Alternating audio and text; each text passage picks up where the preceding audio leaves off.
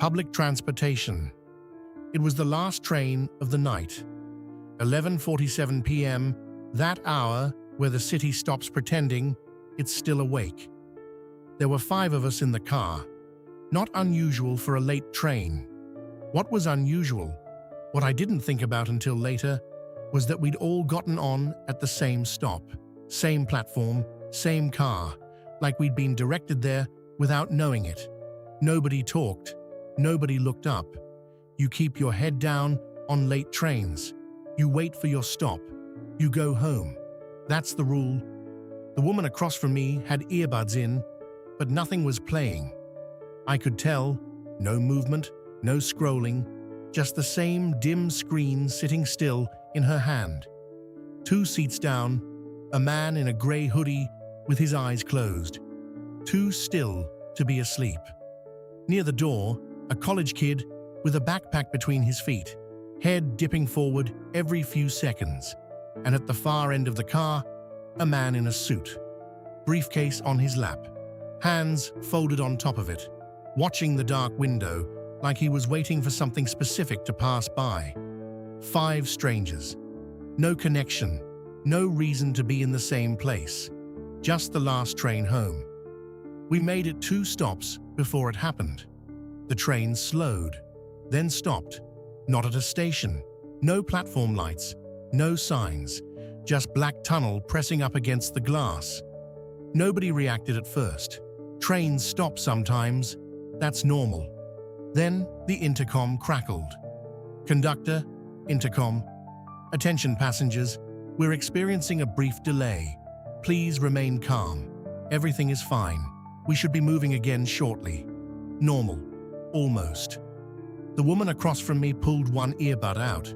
The college kid checked his phone. No signal. I checked mine. Same. I looked through the connecting door into the next car. Dark. Completely dark. The car ahead, also dark. Just ours. One lit rectangle sitting in the tunnel. Did the other cars lose power? I didn't mean to say it out loud, but now everyone was looking. They'll come back on, the man in the suit said, calm, immediate, like he needed that to be true. Minutes passed. Too many. The intercom clicked again. Conductor, intercom, just a reminder that we're working on the situation. Everything is fine. Please don't be alarmed. Stay where you are. We'll have you moving very soon. Wrong pauses. Like he was losing his place mid-sentence. Like he was reading something for the very first time. The woman with the earbuds said, "Was that?" "Yeah," I said. Then the door at the far end of the car opened. Not the connecting door. The one that leads into the tunnel. It didn't slide. It didn't unlock. It just opened. A rush of cold air, heavy and metallic. The kind of cold that belongs underground, that doesn't belong on skin. Nothing beyond it but black. Then the voice. Not from the door, not from the speakers. From inside the car. Everywhere at once. Soft and close. Like a name read from a document. Meredith Ann Calloway. The woman across from me went completely still. Her fingers tightened around the tote bag in her lap. "That's not funny," she whispered. No one had moved. No one had spoken. "Don't," the man in the hoodie said immediately. "I'm not," she said. But her eyes were already on the open door. The college kid was on his feet. "Who said that? Is someone out there?" "Sit down," the man in the suit said quietly. And the kid sat. Immediately. Meredith shook her head slowly. "I'm not going." To herself, as much as to us. Conductor, intercom. "We're so sorry for the inconvenience. Everything is under control. The delay is being handled. Please stay calm. Please stay in your seats. Everything is fine." That last word dragged, like it didn't belong in his mouth. The door stayed open. Nothing came through, nothing moved, but something was there. You could feel it the way you feel a drop in air pressure. that particular weight of a space being occupied. Meredith stood up. "No," I said. "I'm not going," she said again, but she took a step forward. "Meredith," the man in the suit, sharp this time. She stopped. For a moment it looked like she'd sit back down. Then something in her posture changed, not sudden, just gone, like a rope going slack. She walked to the door, through it. The door shut behind her. No scream, no footsteps, no sound at all. Just gone. The college kid made a small noise. Not a word. Just panic leaking out around the edges. The man in the hoodie stood, tried the connecting doors. Both locked. He sat back down without saying anything. Then, a sound from the window. A slow drag, fingernails across the outside of the glass, starting at the far end of the car, moving toward us, stopping directly beside where we sat. None of us looked. Then it moved on. "Conductor, intercom. Everything is... The situation is... Everything is fine. Please, stay.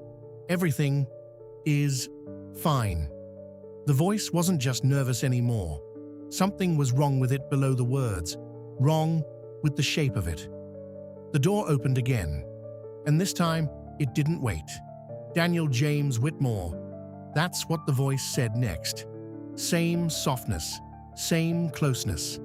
The man in the suit didn't flinch, didn't look at the door, just sat with his briefcase on his lap and his hands folded on top of it, exactly as he'd been sitting since we boarded. The college kid grabbed his arm. "Don't. You saw what happened to her. Let go of my arm," Daniel said quietly. "Sir, let go." The kid let go. Daniel stood, straightened his jacket, picked up his briefcase. "Don't," the man in the hoodie said. Daniel looked at him for a long moment. Then he looked at the door, and something moved across his face. Not fear, not relief. Recognition. The particular look of a man who has owed a debt for a very long time and has just been handed the bill. "Give my regards to whoever's waiting," he said. Not to us, to the door. He walked through it. The door closed. Silence. 3 of us now. "Conductor, intercom. We apologize for the extended delay. Everything is being taken care of. Please don't worry about anything." A wet quality to it now. A thickness behind each word, like something wrong with his mouth. "If it calls my name," the college kid said, "don't let me go. Promise me. Don't let me go." Neither of us answered, because we'd both watched 2 people say the same thing to themselves. The sound came back on the windows. Different this time, not dragging. Heavier. Something that paused between movements, like it was listening. It moved the length of the car and stopped outside the glass beside us. None of us looked. You understand that, right? We made a choice not to look, because some things you can't unsee. And all 3 of us knew, without saying it, that whatever was on the other side of that glass was one of them. It moved on. The man in the hoodie let out a shaking breath. "My name is Marcus," he said suddenly, to the car, to nothing. "Marcus Ellison Webb. I don't know why I'm saying that. It already knows." He put his face in his hands. The door opened. "Conductor, intercom. Stay. Fine. Not even trying sentences anymore. Marcus Ellison Webb." The college kid grabbed him before he even moved, but Marcus was already standing. No hesitation, no fight. He stood, the way you stand when you've been sitting for too long in a waiting room and your name is finally called. He pulled his arm free gently, not angry, not sad, just done. And he laughed once, short and quiet, the kind of laugh that means nothing is funny. "Yeah," he said, mostly to himself. "Yeah, that tracks. He walked to the door without looking back. It closed behind him. Two of us now. Me and the college kid, Tyler. I'd seen his name on the strap of his backpack earlier. He was shaking, visibly, his whole body. "You're still here," he said, like he needed to confirm it. "I'm still here." "Okay." He nodded. "Okay, if we just don't react, if we don't move, if we just sit here and wait it out, then maybe we can just—" Tyler James Okafor. He stopped mid-sentence. Just stopped, like something cut the wire. Then, "No," barely above a whisper. "No, I'm not going. I'm not—" He grabbed the seat rail with both hands, white-knuckled, shaking. "I'm staying right here. You can't make me. I'm staying." The light went out, not flickered, not dimmed. Out. Instant. The kind of dark that has weight, that presses against your eyes until you can't tell if they're open or closed. Then, all the doors opened at once. Every door in the car, the tunnel door, the connecting doors, all of them. A rush of cold from every direction. Tyler said, Wait, I'm still here, And then he wasn't. I didn't move. I couldn't. Every nerve in my body was screaming, but my body wouldn't answer. Just me in the dark, listening. Something was moving. More than one thing. Sound bounced off the walls, the windows, the ceiling. You couldn't tell direction. A drag, a pause. Something low and fast along the floor. Something brushing the seat across from me. Something breathing near the door to my right. And then, right beside my ear, close enough that I felt the air move, stillness, complete stillness, waiting. I didn't breathe, didn't move, didn't make a sound. I just waited in the dark with whatever was beside me and tried to convince myself that if I didn't react, it would end. The light came back. Not gradual, a switch, so white it hurt. I squeezed my eyes shut and turned my face away, and it took a long moment before I could open them, before I could see. The car was empty, every seat, every door closed.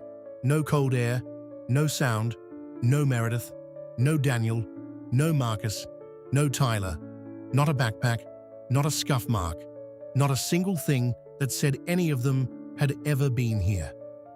Conductor, intercom. We apologize for the delay this evening. Everything is back to normal. Next stop, Hargrove Station. Thank you for your patience and have a good night. Clear, warm, professional. Like he'd just clocked in for his shift.